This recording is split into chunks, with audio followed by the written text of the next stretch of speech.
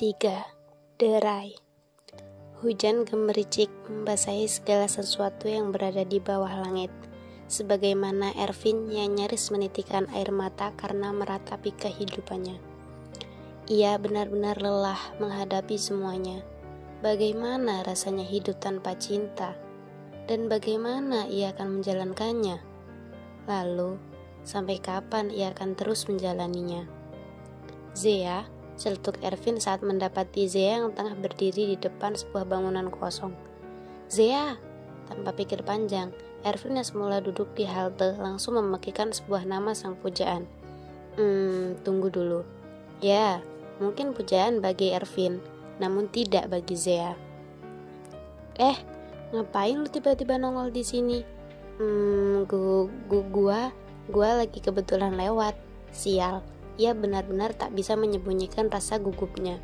Terus ngapain kesini? Ya gua nggak tega aja kalau lu sendirian di sini. Hah? Nggak tega? Nggak salah lu. Apa coba bedanya ada dan nggak adanya lu? Alih-alih merespon baik kepedulian Ervin, Zea justru melontarkan kalimat-kalimat penyayatnya. Tapi gua, copet! Tanpa banyak pikir, Ervin langsung mengejar sang pencopet. Ia bertarung di bawah derai hujan yang kian deras di senja tanpa sunset itu. Sekilas, Ervin memang tampak lemah. Namun, jika dilihat dari sisi keberaniannya, cowok satu itu tak bisa diremehkan. Serangan demi serangan berhasil Ervin hindari, hingga ia berhasil memukul bertubi-tubi wajah sang pencopet. Namun sayang, sebuah sayatan mengenai telapak tangan kanannya. Awas lo ya! Kalimat terakhir sebelum pencopet itu berlari tertangkap jelas di mata Ervin.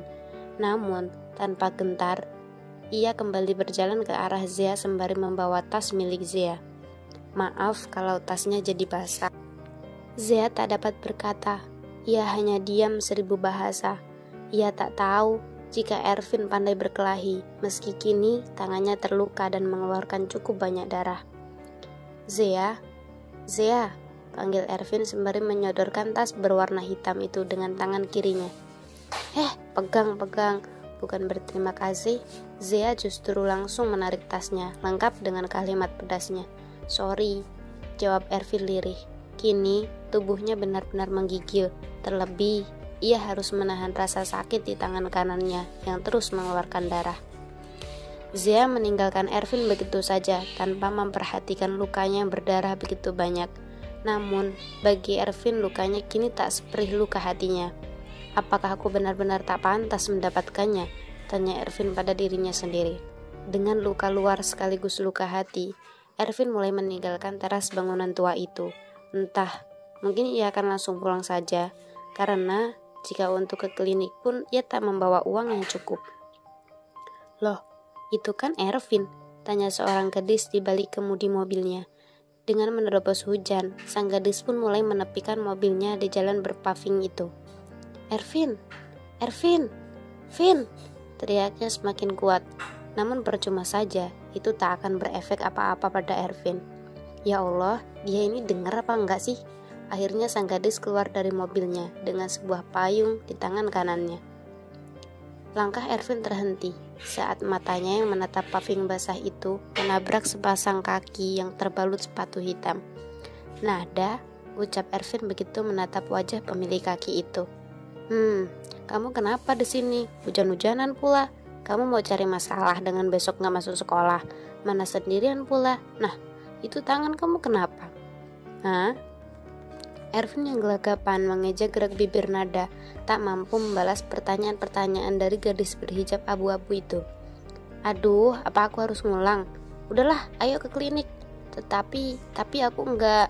Udah, ayo, gertak Nada pada Ervin yang sudah mulai pucat.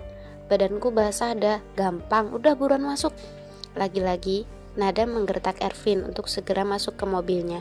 Tentu saja, Ervin duduk di jok belakang. Ia tak ingin pria itu dekat dengannya karena sudah jelas belum ada ikatan apa-apa.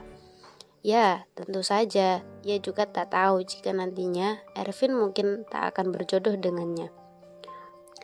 Mungkin saja, untuk ukuran cewek yang baru mengenal Ervin akan langsung jatuh hati dengannya.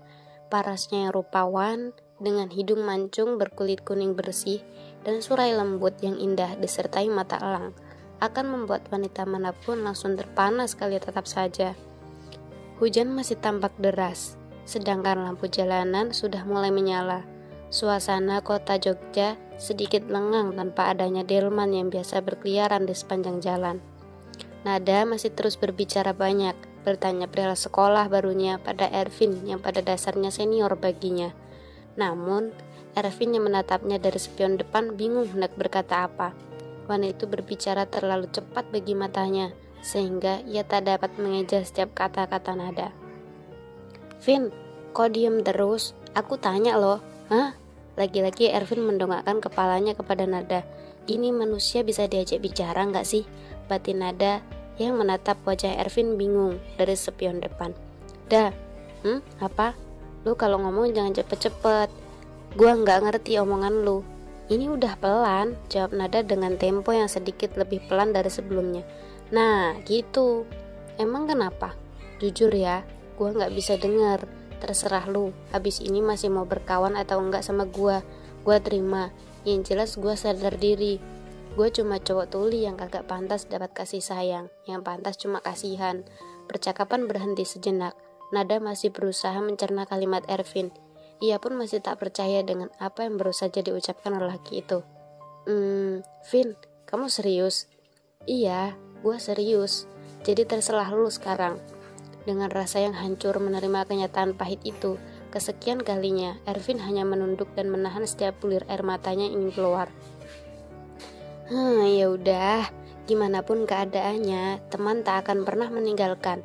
Jadi tenang aja, aku berteman dengan siapapun yang ingin berteman denganku. Tapi sudah, kita sudah sampai. Yuk, aku antar.